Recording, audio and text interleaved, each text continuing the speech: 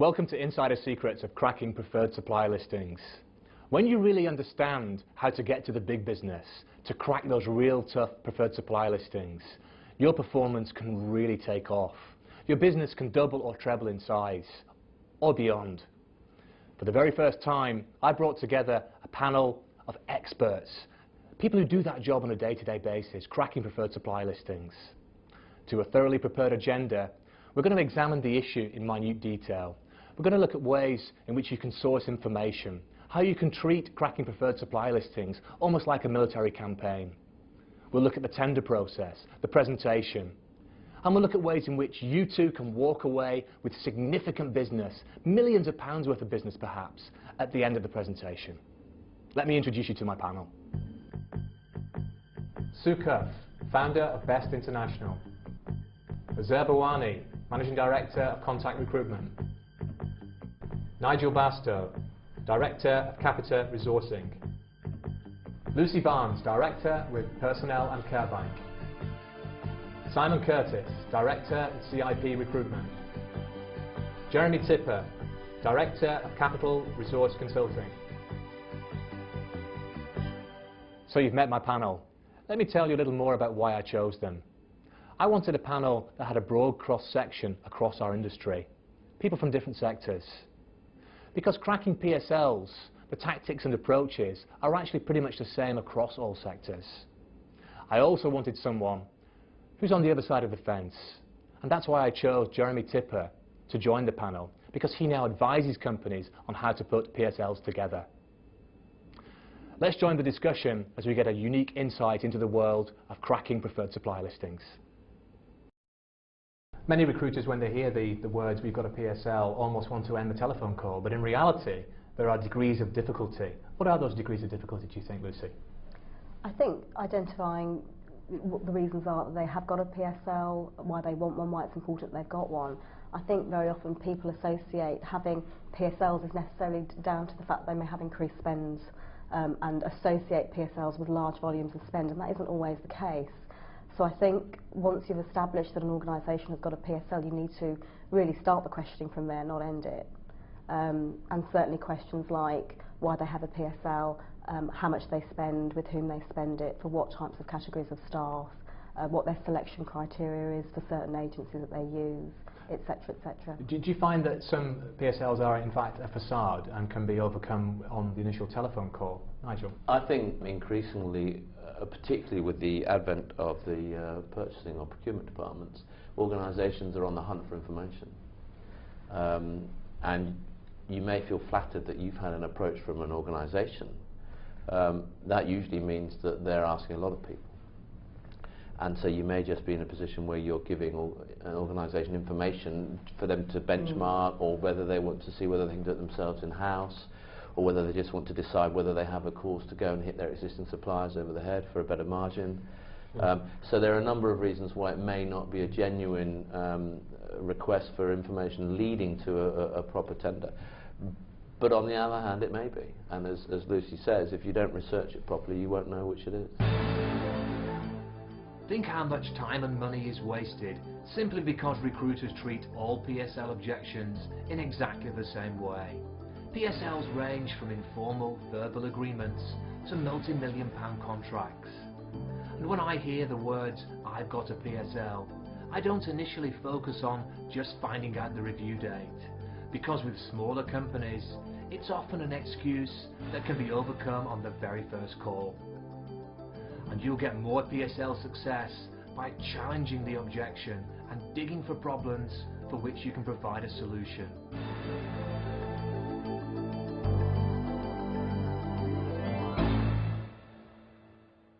In terms of that first call that perhaps a recruiter's making when they hear the words, "you've got a PSL," how often is it just a ruse to get the consultant off the phone? In actual fact, it's not really a barrier at all. Simon? Very often. At the end of the day, preferred suppliers list is about value for money for the client.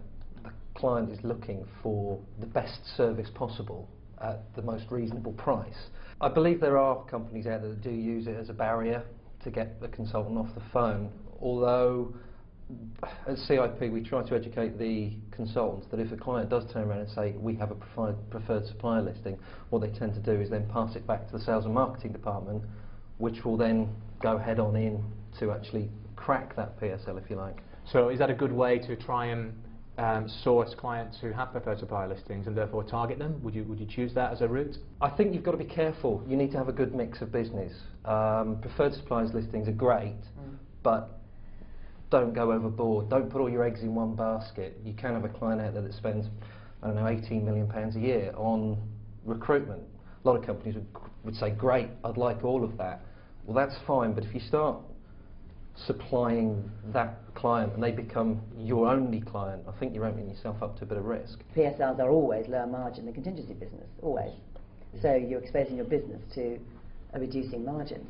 I think also one of the key things, we all talk about why we go for PSLs and why we don't, but for me the key is about the commitment level from the client, because that's probably the most important thing. I mean, when I'm looking at PSLs and whether we go on with them, it's a question of what sort of commitment am I getting from the client?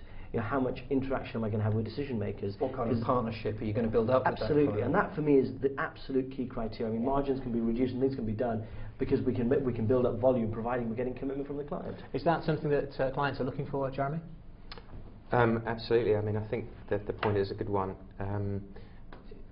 As a general point, I think if a business has a resourcing function that has control of the recruitment process, then PSLs do tend to be adhered to reasonably tightly.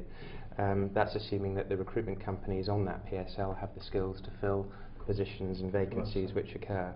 I think the second point is around economic cycle.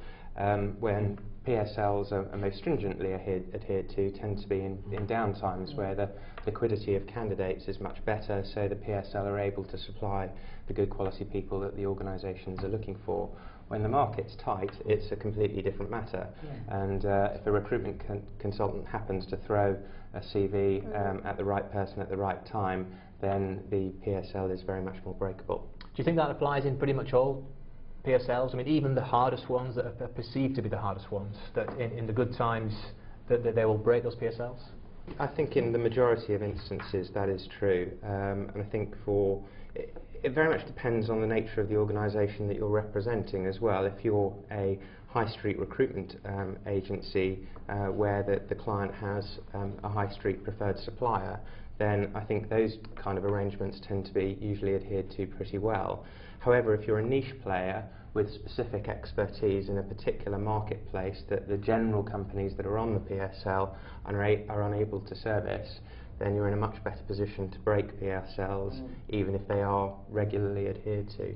There's also a perception by clients, I think, that a PSL is sort of generalist, and that commonly you see a PSL plus niche suppliers. Have you come across that? Yeah, absolutely. So they think they've got these 3 or 4 big companies that can service everything, and they always say, but of course we have our niche suppliers as well, which is just nonsense, because most big companies can do everything. But I find that a lot. Yeah. In terms of choosing target clients to attack, Nigel, you obviously work for a large group in Capita. Do you have a specific department focusing on preferred supplier agreements? We do, and we also have a specific department for researching which ones we're going to go for. So it splits very simply into 2 halves really. One half is reacting to incoming inquiries that you do get from organisations, and the other is to proactively seek out the ones you want to go and work for. And that latter piece depends very much on some points that have been made earlier on about economic cycles, researching the prospects for a particular sector, both short, medium and long term, and establishing what their likely demand is likely to be over 3, 6, 12, 18 months. And the other thing is about researching the organisations themselves, trying to work out who the influencers are, who the decision makers are, who the stakeholders are. And is that done at branch level? You know, people actually at the grassroots? It varies. In Capita we have a number of different businesses. So the contingency businesses, where we have a branch network, they will research locally to a certain size. And then centrally we will monitor perhaps the top 250 national organisations from the centre and work with the branches where a head office may be overlapping with a region. And you mentioned about sectors. Did you choose the sectors where there's the biggest spend as the most appropriate ones to attack? Spend will be one major factor. It won't be the only one. Growth prospects will be one. It does depend on your business. If you're a niche business, you may be looking for an organisation that isn't yet established but has strong growth prospects and want to establish a relationship early on. If you're looking at retailers, for instance, where they're already huge sizes, the inevitable consequence of that is you're going to have a low margin, high volume product. Yeah. And if your particular business model is not geared up to that sort of high volume and low margin, then you'd probably be better off avoiding it. As a London specialist, how do you counter the national companies who've got the PSLs around the UK? So you might have a national firm who may exclude you because you don't have national coverage. Actually, it tends to work in our favour, in fact, because most of the national suppliers tend to be more generalists. Whereas we are very niche in terms of what we do, and we pick our markets and areas of specialisation and only focus on that. And if a client wants to do more than that, then we don't do it. There have been many instances, I know we're going to talk about this maybe later, of where I've actually turned down preferred supplier agreements because it's not in my interest to take something on that I can't actually work well and effectively. So actually being a specialist supplier, especially in London, in the city, works very well, I think. Do you find that sometimes a recruiter might hear the words, well, we've got a preferred supplier list and we're a national company and therefore we don't want anyone who can supply us? Do you find that can be overcome? Very easily. For us, particularly very easily, because there is no way that a national supplier can deliver the quality and the candidate-specific types that we can deliver. So the key is having the niche, is that correct? Definitely. Okay.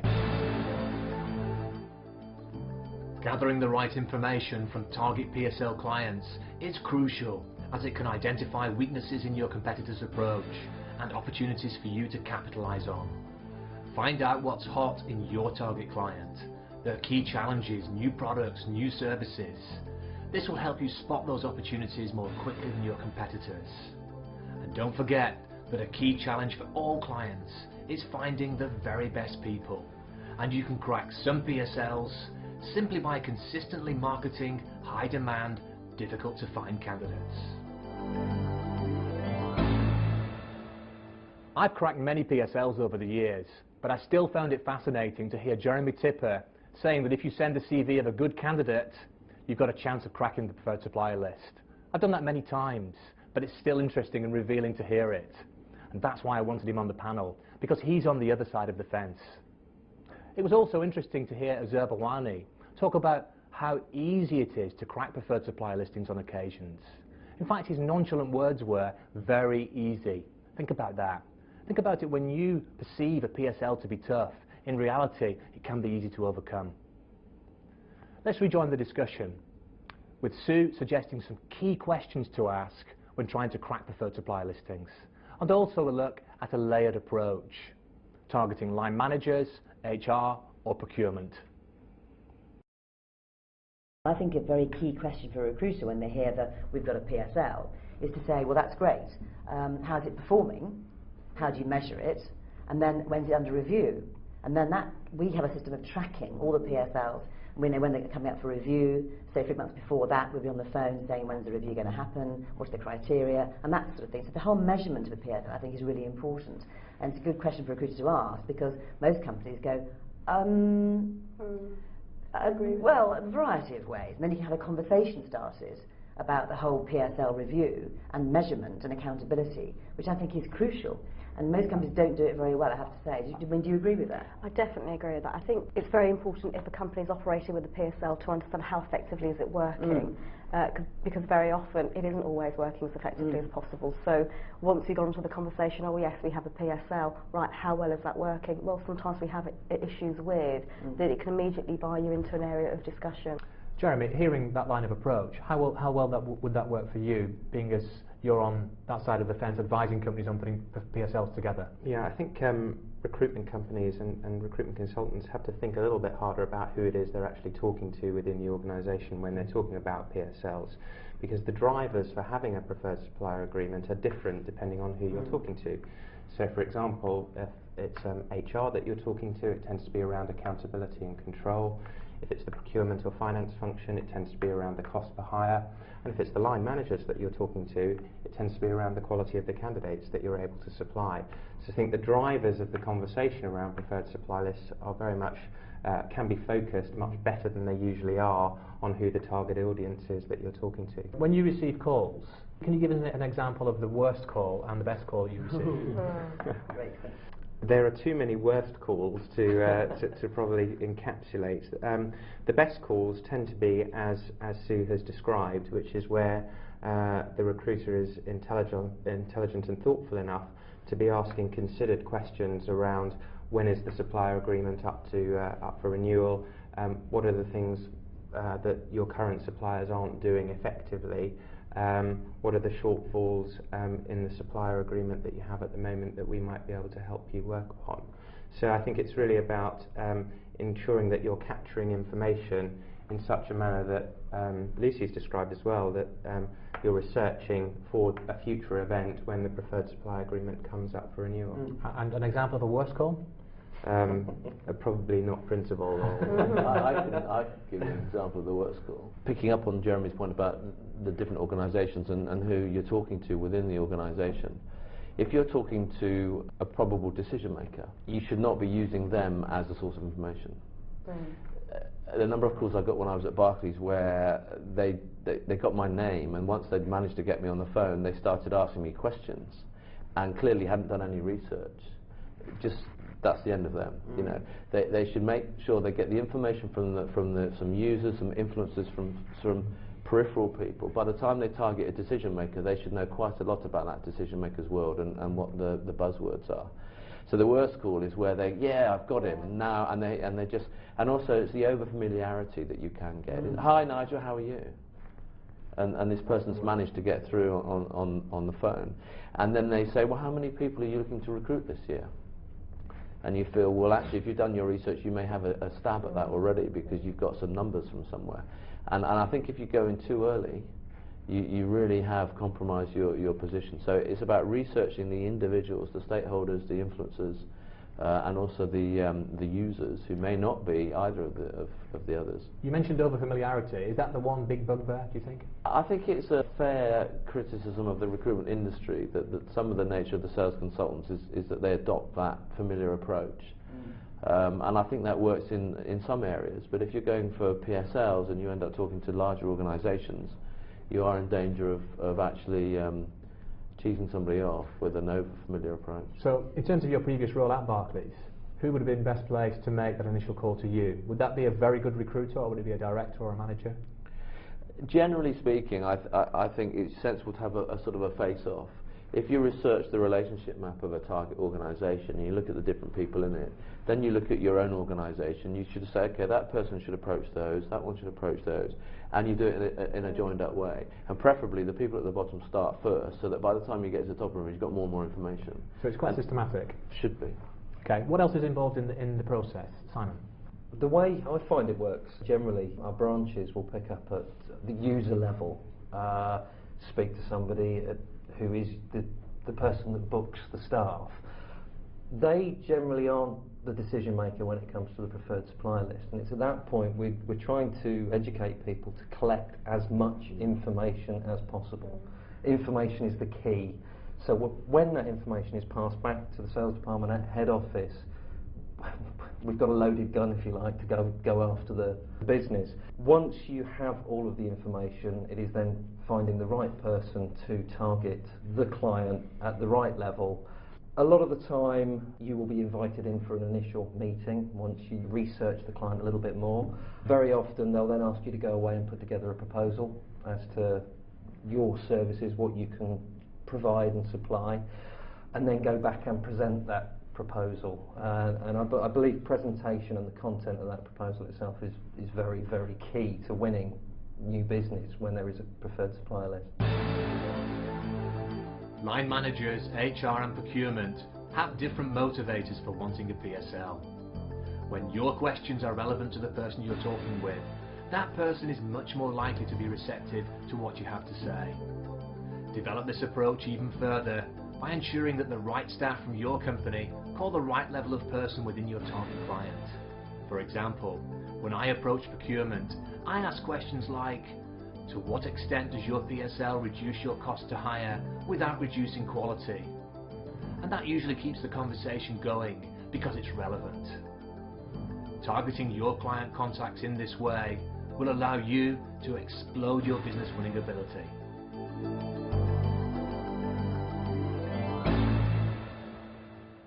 So as the panel pointed out, you'll need to vary your approach depending on who you are trying to target, whether that be a line manager, personnel or procurement. Line is actually the easiest place to start because that's where the quality of candidate is most important. And if you're a recruiter watching this session, then that should be your main point of focus. It's also another good reason to be effective at marketing candidates and to be able to sell the benefit of candidates.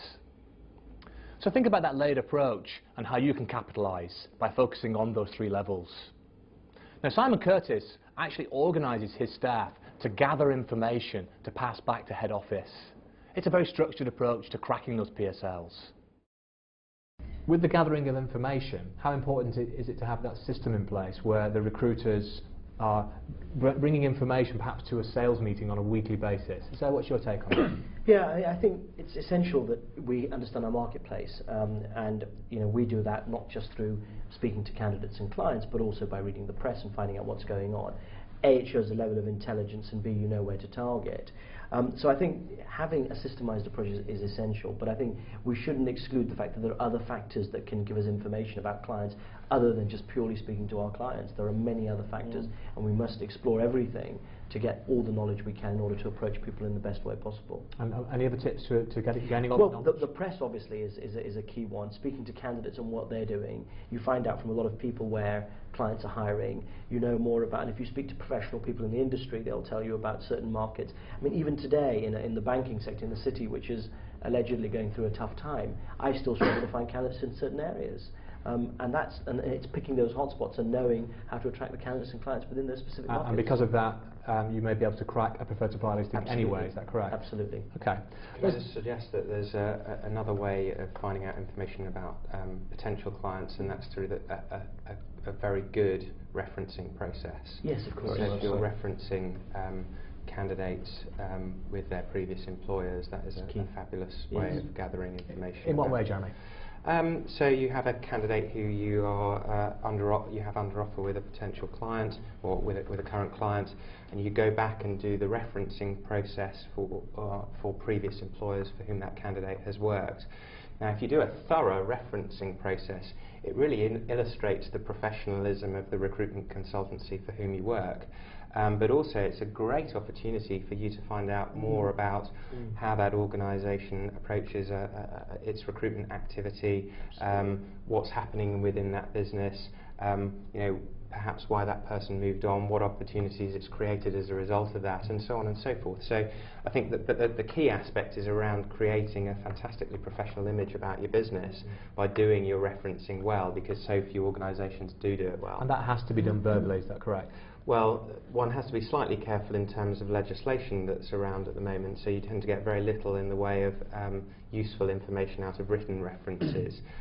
So one should always gain the candidate's permission, and some organisations are better than others in terms of taking verbal references, depending on whether or not they have any policies internally around whether line managers are able to give references. But I mean, in terms of the recruiter sourcing the information, naturally it has to be a verbal approach, because otherwise... for sure, yeah. So that's where you get into the detail. Yeah.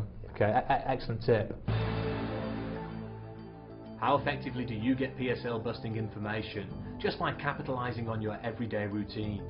With candidates, I often search my database for current or former employees of my target client.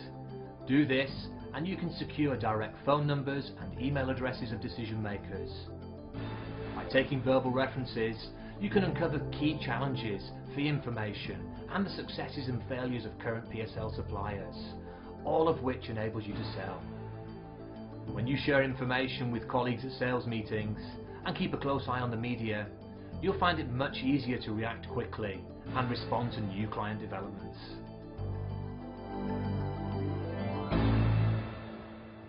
So when you can source information more effectively, that can help you to crack preferred supply listings. Watch out for those candidate hotspots. Remember Azer's comment about getting niche candidates, people that the clients find difficult to find. In fact, you almost want to treat your approach to cracking PSLs like a military campaign. In my previous recruitment company, I'd give my recruiters targets. specific target clients to approach, and they'd come back to sales meetings with information. It was an important part of the sales process, gathering the information to attack it like a military campaign. As a director, I used to look at the sales ledger on a regular basis, because occasionally one of my recruiters would have got their first placement in a company that has a tough PSL. But I didn't know about that unless I looked at the sales ledger. So that's something you might want to focus on. Now, a key skill to develop when you're focusing on cracking PSLs is to avoid time wasters. So that's where I started the next discussion. In terms of the tender itself, some tenders can be a complete waste of time. Now, does anyone have any examples of a tender where you think, I wish I'd not done that, that was a waste of time? I'm a little bit cynical, and forgive me for this, particularly Jeremy, I suppose, about these approaches, and I find that we often get invited to tender with clients where we've never had any business, we've never had any dealing with them, and they send us, you know, 20-page RFP to just sort of get information, and I actually generally turn it down. And the reason I turn it down, and you know, it could be right or wrong, is that the energy and time spent in a business of our size focusing on trying to do something which every time I've done it we've never got any further. Without any history with that client, I think it's more of a fact-finding mission, as I think you said, Nigel, more than actually trying to genuinely believing in that we can supply that client. Could you explain RFP? Yeah, the request for proposal, so it's the information they require for the proposal in order to get the information How they do need. you treat that? Would you ring the client first to ask them why they sent it to you? Well, it's interesting, but you know, when often the letter comes through from a procurement department or a purchasing department, and they say you know, I've had many instances where I've tried to get the information, and I find it very hard to get the real reason why, and often it's because we are a player in the market and we're a banking recruitment specialist. But I find it very hard to find out why they've sent it to us, and I tend to now politely refuse and thank them for the approach, and that we're not ready, and please consider us again next year. Any other alternate views on that? Anyone disagree with that? I've had experience where it's been drawn up by an incumbent supplier. So they're positioning themselves to get an extension, if you like, and they've offered expertise in putting together the RFP or the RFI, and it's all just a complete waste of time. So the client is trying to make sure they're getting a good deal out of the incumbent supplier. The incumbent supplier's on a fishing trip to get information. And really, they've agreed already, they've got an extension to their contract. So I've certainly seen that happen. Yeah, I think that's particularly prevalent in managed vendor arrangements where you have a lead supplier who is putting the secondary supply status out for tender. I think there's a couple of other points that are probably worth making. In terms of qualifying why you haven't been invited, if you can't find out, then I absolutely agree. There's probably no reason to be putting yourself through the hell of responding to a 100-page RFP, and particularly if you've got no track record with that organisation. What our approach tends to be in terms of advising clients who are looking to put PSLs in place for the first time is get the feedback from the hiring managers. If they've retained the relationships and know the good, the bad and the ugly in the marketplace, at least give the opportunity for them who are going to be making the recruitment decisions to be able to put forward the names of organisations that are perceived positively and also the ones that they wouldn't touch with a barge pole.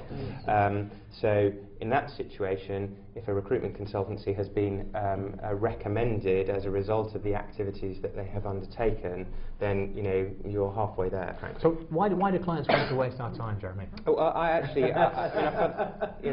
fundamentally disagree. I don't think there are too many organisations who own the procurement process and own the contracts that preferred supply agreements create. If they own that directly themselves, I don't think there are many organisations that are going out there fishing for information. I would agree with you that does happen if it's a managed services arrangement. I don't see any reason why they should do that, because they only have more work to do in reading the responses.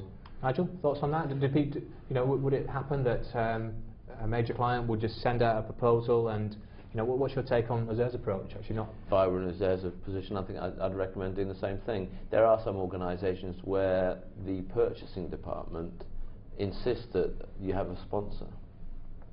It's equivalent of the hiring manager. If there isn't one person in the organisation who's prepared to put their name to you, then you don't get on even on the first list, which I think is quite a good thing actually. It does disadvantage anybody who's who's trying to make an entry for the first time. And then it comes back to an earlier point about how rigidly organisations insist on sticking to the PSL in the first place. I think just before we come back to the specific question, it's worth just qualifying what you mean by a PSL actually, because I can think of an organisation where in the IT recruitment industry they had at least 30 organisations on the PSL. Oh yeah. At least 30, and that was particularly in a time where skills were hard to find. And the preferred supplier list said all that really meant was you were accredited.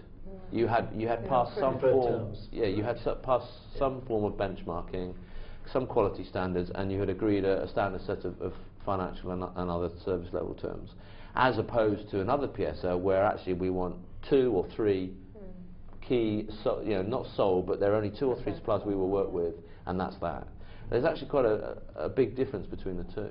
Yeah, being a preferred competitor is no fun at all, is it? That's all it is. You're on one. Even the list of 5 or more, I think, that's not preferred. That would be my take, certainly in IT. That goes back to doing the research again and what their definition of a PSL is. You know, is it a PSL that does encompass sort of 30 agencies, or is it one where they're actually looking for a number of key suppliers, say 1 to 3, to service what their requirements are? So it's coming back to what Azar mentioned before about getting the commitment from the client has been a key thing to look for, really, so they would work with us in partnership to a degree. Yeah. That whole word is so abused, partnership, that word, isn't it? It's banded around everywhere. And most clients do not know what they want from that partnership and aren't prepared to commit time or the level of sponsorship to the relationships. You ask a client who's going to own the relationship from your perspective, and they don't know. Oh, we haven't decided yet. So yet millions of pounds are being spent. No matter how difficult getting onto a PSL may seem, remember that all the companies on that PSL were once faced with the same challenge. But you won't win the business by simply asking, when's the review date? The key is to use structure to gather information that proves you provide a superior service. Remember to market high-demand candidates. And don't be afraid to turn down an RFP if you can't find out why you were invited to tender. And a final tip for directors, consider the implications on your business model when you focus on winning significant new business through PSLs.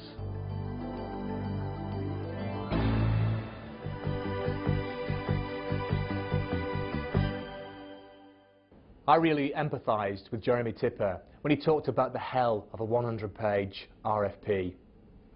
If the client won't explain why you've been invited to tender, consider very strongly turning it down, because it can take 10 to 20 hours of senior management expertise to complete these proposals, and that your time could be better spent. We look there at the value of getting an internal sponsor, well worth considering. That can help you crack preferred supplier listings. And we also perhaps focused on the fact that some PSLs are actually very easy to overcome. I hope I've also given you in this session a good indication of how to save yourself time and how planning your approach, almost like a military campaign, can really reap massive rewards. We come to the end of this session, and I now look forward to joining you in session 2, when we'll look at what clients really want and how to influence key decision makers.